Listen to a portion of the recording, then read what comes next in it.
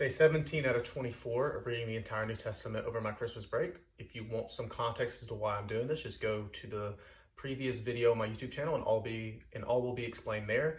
And if you want some specifics on the progress of that I'm making throughout this 24-day challenge, go to the description of this video and all will be explained there.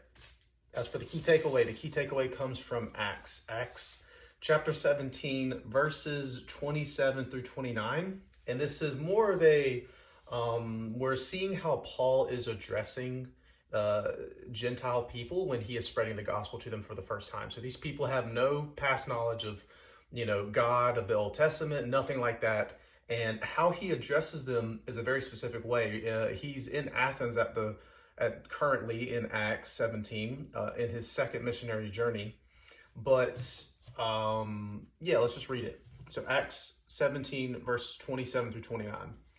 That they should seek God and perhaps feel their way toward him and find him. Yet he is actually not far from each one of us.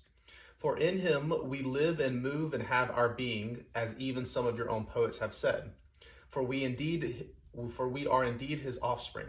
Being then God's offspring, we ought not to think that the divine being is like gold or silver or stone, an image formed by the art and imagination of man.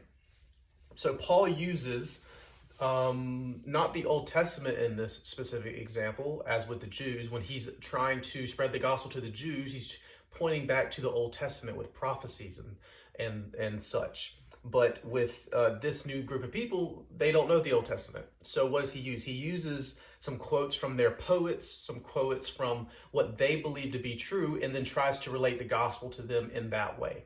Which, if I'm ever spreading the gospel to people, that's what I'm always looking for. I'm looking for something in common with the person to try to bridge the gap. If they have their own religion, we maybe start there and start conversating there, and then I try to bring up the gospel in some way, or sin, or how do you deal with sin in your religion.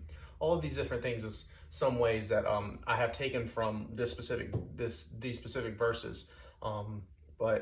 So if you're ever spreading the gospel, try to find something that is common to that person and then relate it in that way, which is harder than, it is hard to do. But I will see you in day 18.